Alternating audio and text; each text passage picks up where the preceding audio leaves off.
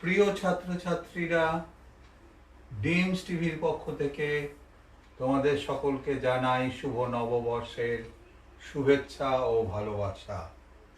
তোমাদের আগামী দিনগুলো সুন্দর হোক, ভালো থেকো তোমরা, এবং তোমাদের পরীক্ষায় সাফল্য কামনা করি আমরা। ডিমস টিভির পক্ষ থেকে তোমাদের জন্য রইল সর্বাঙ্গীন শুভেচ্ছা। আজ একাদশ শ্রেণীর বাংলায় সাহিত্যের ইতিহাসে শ্রীকৃষ্ণ কীর্তনের দুটি অংশ নিয়ে আমরা আলোচনা করব। শ্রীকৃষ্ণ কীর্তনের একটি বড় প্রশ্ন, কাব্যের বিষয়বস্তু তোমাদের আগে লিখিয়ে দিয়েছিলাম এবং জানিয়েছিলাম যে সেটি অত্যন্ত গুরুত্বপূর্ণ একটি প্রশ্ন বাংলা সাহিত্যের ইতিহাসের ক্ষেত্রে। আজ প্রথমে আমরা আলোচনা করব সঠিক বিকল্প নির্বাচন এই অংশটি নিয়ে। সঠিক বিকল্প নির্বাচন।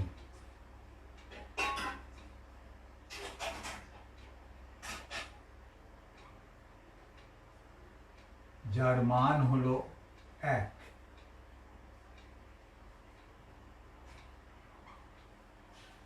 প্রথম প্রশ্ন, শ্রীকৃষ্ণ কীর্তন কাব্যের আবিষ্কারক হলেন?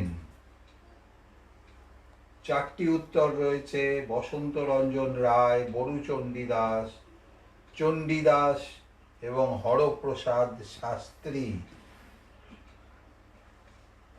সঠিক উত্তর বসন্ত রঞ্জন রায়। শ্রীকৃষ্ণ কীর্তন কাব্যের আবিষ্কারক হলেন বসন্ত রঞ্জন রায়। পরের প্রশ্ন, কত সালে শ্রীকৃষ্ণ কীর্তন পুঁথি আবিষ্কৃত হয়? 1926, 1909, 1912, 1910। সঠিক উত্তর 1909 খ্রিস্টাব্দে শ্রীকৃষ্ণ কীর্তনের পুঁথি আবিষ্কৃত হয়। তৃতীয় প্রশ্ন, শ্রীকৃষ্ণ কীর্তন কাব্যের রচয়িতা হলেন চণ্ডীদাস, দীন চণ্ডীদাস, বরু চণ্ডীদাস এবং দ্বিজ চণ্ডীদাস। আমরা সবাই জানি যে বাংলা সাহিত্যের ইতিহাসে চণ্ডীদাস বিতর্ক বলে একটি পর্যায় আছে, যে অধ্যায়ে এই বিভিন্ন চণ্ডীদাসকে নিয়ে বিতর্ক রয়েছে। সেটি তোমাদের পাঠ্যাংশের অন্তর্ভুক্ত নয়, তাই সেই আলোচনায় যাচ্ছি না। এই চারজন চণ্ডীদাসের মধ্যে শ্রীকৃষ্ণ কীর্তন কাব্যের রচয়িতা হলেন বরু চণ্ডীদাস। সঠিক উত্তর। 4 নম্বর প্রশ্নে রয়েছে, শ্রীকৃষ্ণ কীর্তন কাব্যের কয়টি খণ্ড? 8টি, 10টি, 11টি, 13টি। সঠিক উত্তর শ্রীকৃষ্ণ কীর্তন কাব্যের মোট 13টি খণ্ড। 5 নম্বর প্রশ্নে রয়েছে, বাংলা ভাষায় রচিত প্রথম কাহিনী কাব্য হল? চর্যাপদ, শ্রীকৃষ্ণ কীর্তন, বিদ্যাপতি এবং রাজা হরিশ্চন্দ্র। সঠিক উত্তর বাংলা ভাষায় রচিত প্রথম কাহিনী কাব্য হল শ্রীকৃষ্ণ কীর্তন। অর্থাৎ এই কাব্যের মধ্যে একটি কাহিনী রয়েছে বা কাহিনীর দ্বারা প্রভাবিত এই কাব্য শ্রীকৃষ্ণ কীর্তন। শ্রীকৃষ্ণ কীর্তন কাব্যে পরবর্তী প্রশ্ন, কয়টি চরিত্র রয়েছে? 3টি, 5টি, 7টি বা 9টি আমরা সঠিক বিকল্প নির্বাচন করছি এই অংশ থেকে। সঠিক উত্তর হলো শ্রীকৃষ্ণ কীর্তন কাব্যে 3টি চরিত্র রয়েছে। 7 নম্বরের প্রশ্ন, শ্রীকৃষ্ণ কীর্তন কাব্যের শেষ খণ্ডের নাম কি? দানখণ্ড, ভারখণ্ড, কালীয় দমন খণ্ড, রাধা বিরহ। সঠিক উত্তর রাধা বিরহ হলো শ্রীকৃষ্ণ কীর্তন কাব্যের শেষ খণ্ডের নাম। পরের প্রশ্ন, শ্রীকৃষ্ণ কীর্তন কাব্য কোন ছন্দে লেখা? পাদাকুলক ছন্দ, পয়ার ছন্দ, ইন্দ্র বজ্রা ছন্দ, বসন্ত তিলক ছন্দ। সঠিক উত্তর পয়ার ছন্দে লেখা শ্রীকৃষ্ণ কীর্তন কাব্য। আমরা এর আগেও পড়েছি বা জেনেছি যে আমাদের 2টি মহাকাব্য রামায়ণ এবং মহাভারত দীর্ঘ পয়ার বা মহাপয়ারে রচিত।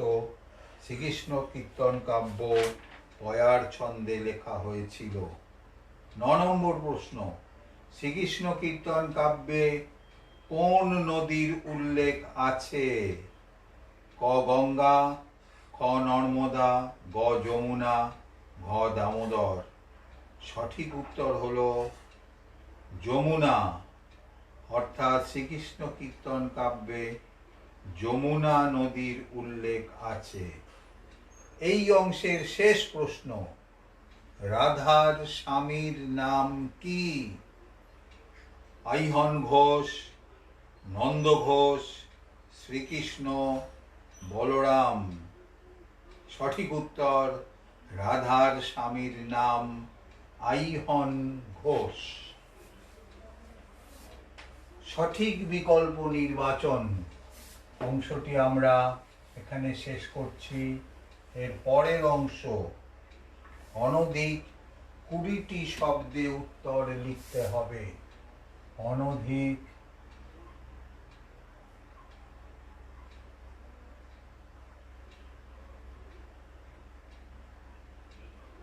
20টি শব্দে উত্তর লিখতে হবে।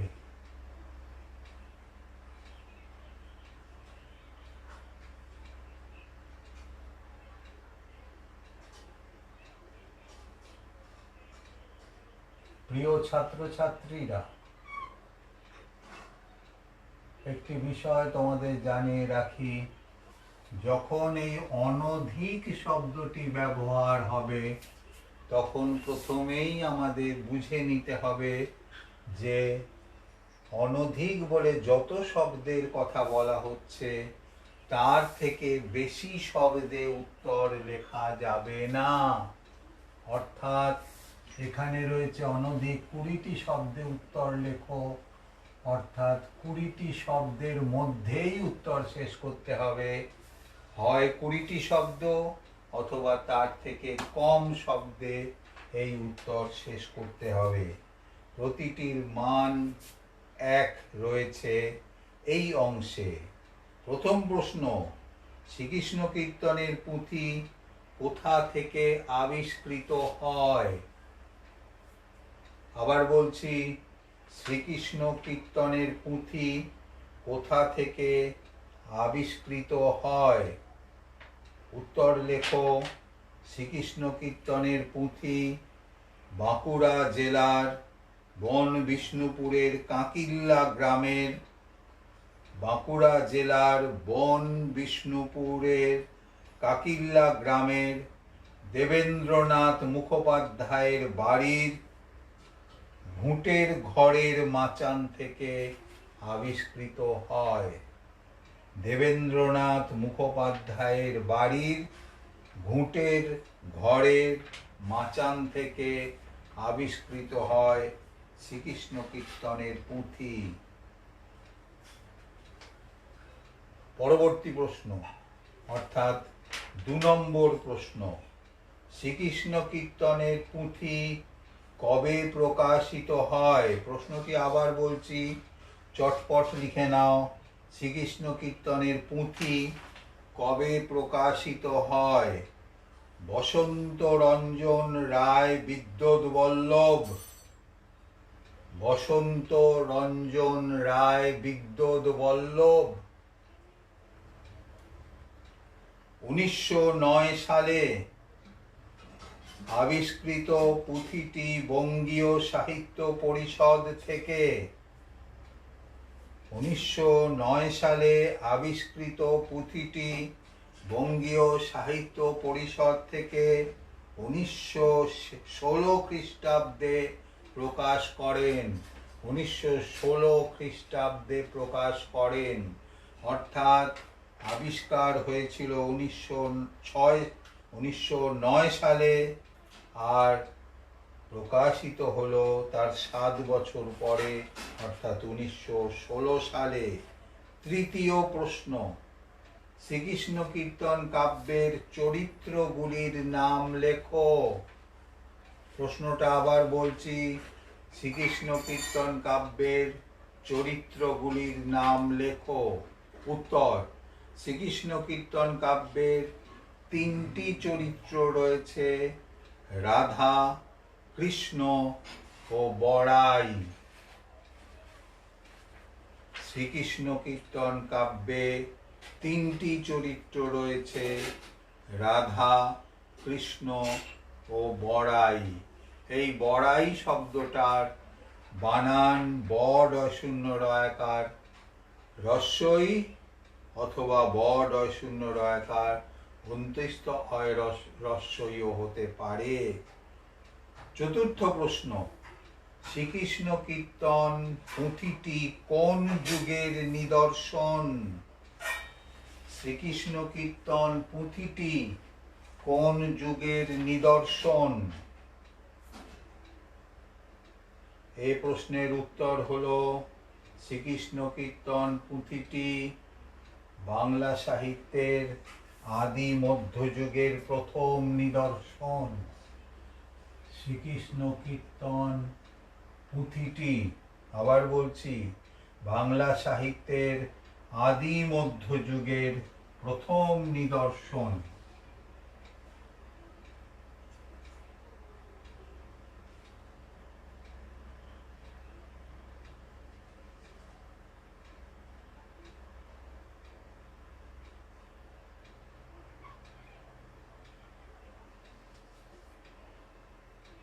এই অংশের অর্থাৎ সংক্ষিপ্ত প্রশ্নের যে অংশ, সেই অংশের শেষ প্রশ্ন, শ্রীকৃষ্ণ কীর্তন কি জাতীয় কাব্য?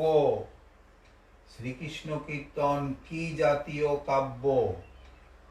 উত্তর লেখো, শ্রীকৃষ্ণ কীর্তন রাধা কৃষ্ণের প্রণয় লীলা বিষয়ক কাব্য। কেউ কেউ একে প্রথম কাহিনী কাব্য বলেছেন। আবার বলি, শ্রীকৃষ্ণ কীর্তন রাধা কৃষ্ণের প্রণয় লীলা বিষয়ক কাব্য। কেউ কেউ একে প্রথম কাহিনী কাব্য বলেছেন, আবার কেউ বা বলেছেন এটি নাট গীতি পাঁচালী, আবার কেউ বা বলেছেন এটি নাট গীতি পাঁচালী। অনধিক 20টি শব্দে লিখতে হবে যে সংক্ষিপ্ত প্রশ্ন শ্রীকৃষ্ণ কীর্তন অংশের। সেই সংক্ষিপ্ত প্রশ্নগুলি নিয়ে আমরা আলোচনা করলাম। আরেকবার মনে করিয়ে দিই, শ্রীকৃষ্ণ কীর্তন কাব্যের বিষয়বস্তু সংক্ষেপে লেখো।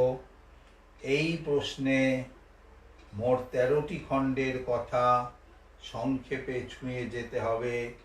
যে 13টি খণ্ড হলো জন্মখণ্ড, তাম্বুল খণ্ড, দান খণ্ড, নৌকা খণ্ড, ভার খণ্ড, ছত্রখণ্ড, বৃন্দাবন খণ্ড, কালীয় দমন খণ্ড, যমুনা খণ্ড, হার খণ্ড, বান খণ্ড, বংশী খণ্ড এবং রাধা বিরহ।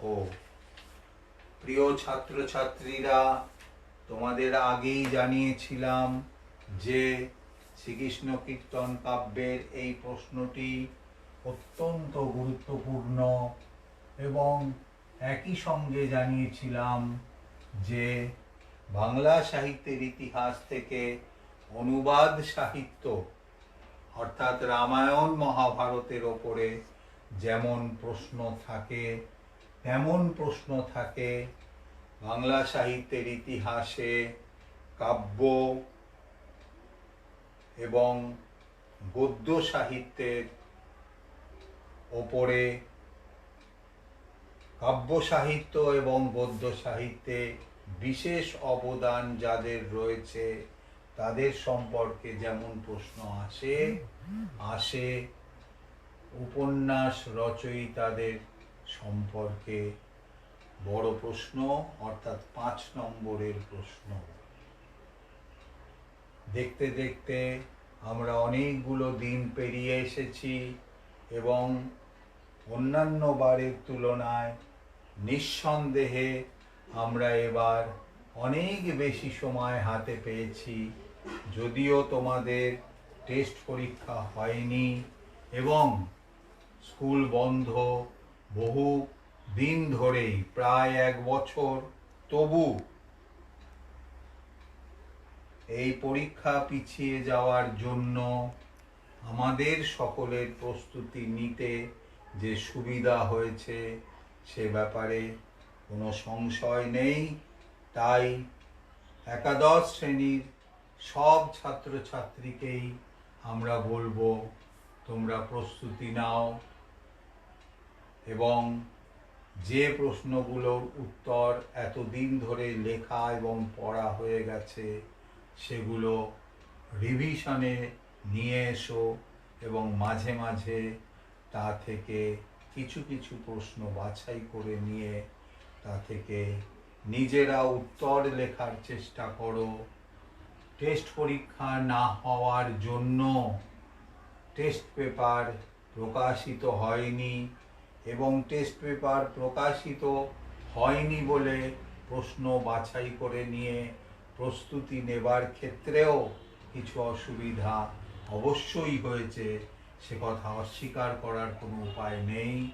তবু পরীক্ষা অনেক দিন পিছিয়ে যাওয়ার জন্য যে বাড়তি সময়টা আমরা পেয়েছি সেটাকে আমরা সুন্দরভাবে কাজে লাগানোর চেষ্টা করব। তোমরা প্রস্তুত হও এবং তোমাদের একাদশ শ্রেণীর বাংলার যে অনলাইন ক্লাসের আয়োজন ডিমস টিভি থেকে করা হয়েছে সেই অনলাইন ক্লাসে এখনো যারা অভ্যস্ত হওনি বা নিয়মিতভাবে যারা এই ক্লাসে আসনি তাদের সকলকে জানাচ্ছি তোমরা ক্লাসে চলে এসো। ডিমস টিভি সবসময় তোমাদের পাশে থাকবে। সবাইকে আরও একবার নববর্ষের শুভেচ্ছা জানিয়ে ভালোবাসা জানিয়ে আজকের একাদশ শ্রেণীর বাংলার ক্লাস এখানেই শেষ করছি।